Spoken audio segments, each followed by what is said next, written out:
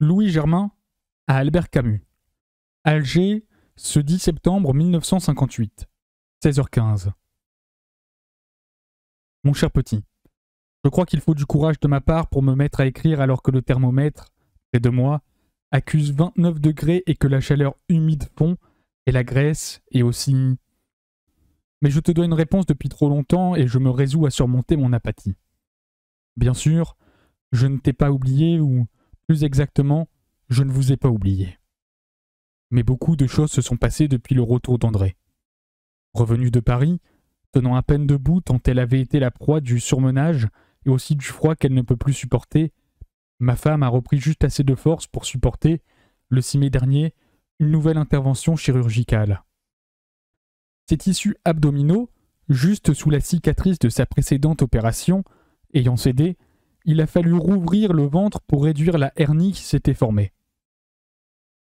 Le chirurgien en a profité pour fixer un organe proche qui avait perdu sa position normale et supprimer un kyste qui se formait sur le côté gauche cette fois-ci.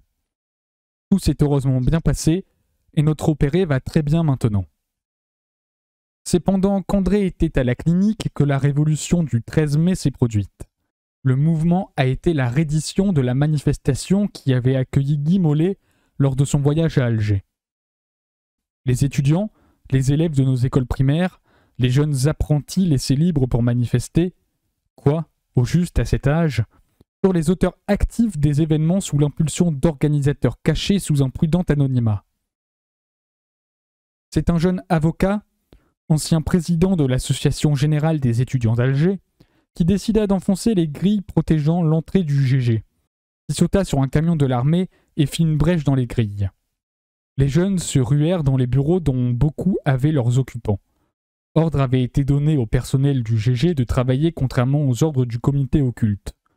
Et les machines, les meubles, les dossiers prirent le chemin des fenêtres. Les CRS, chargés de garder le bâtiment, s'étaient repliés plutôt que de faire usage de leurs armes. D'autre part, des parachutistes présents ne firent rien pour empêcher les destructions.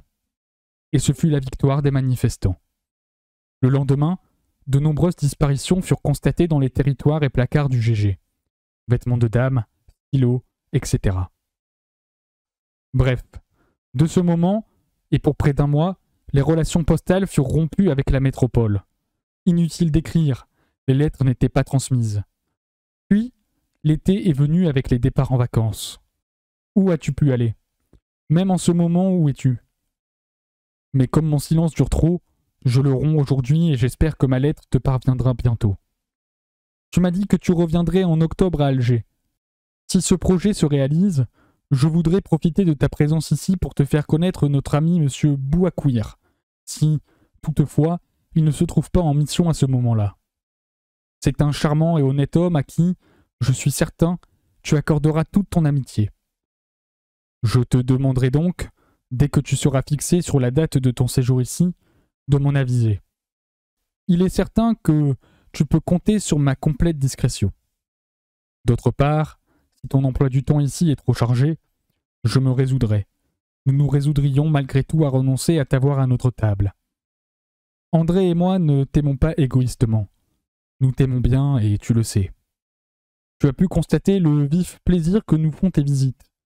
Et nos repas, auxquels tu participes, sont les meilleurs pour nous car ta présence rend meilleure notre modeste chair. Je n'ose te demander de nous dire ce qu'ont été vos vacances. Où êtes-vous allés vous réfugier pour fuir l'été à Paris? Nous sommes restés ici, ce qui nous a permis de constater, certaines nuits, que le thermomètre indiquait 34 degrés à 23h45. Vois-tu à quelle épreuve nous avons été soumis? Christian étant toujours à la musique de garnison, caserne d'Orléans, sa maman ne peut se résoudre à partir, préférant griller sur place. Mais je m'aperçois que j'ai noirci beaucoup de papiers et me rends compte qu'à me lire tu devras consacrer un temps précieux. Je m'arrête donc aujourd'hui en espérant que ta maman et vous êtes en parfaite santé. Ici, tout va pour le mieux. Tous trois vous assurons de notre affectueuse amitié et vous embrassons tous fort bien. Cordialement à toi, ton vieux maître, Germain Louis. PS. Je ne parle pas souvent de vos deux enfants, mais je pense à eux. J'espère qu'ils vont commencer la prochaine année scolaire avec la ferme détermination de bien faire et d'être, comme leur papa l'a été, des élèves parfaits. Je n'oublie pas, non plus, le petit topo promis. Je dois même dire qu'il est fait. Mais il n'est pas simple de rappeler des souvenirs de plus de 34 ans et de les sortir de l'affectueuse amitié où ils ont pu s'estomper un peu. Je te promets de les envoyer bientôt. Et alors, monstre de mon cœur, c'est toi qui corrigeras la petite rédaction de ton ancien maître. Juste ou injuste, retour des choses d'ici bas.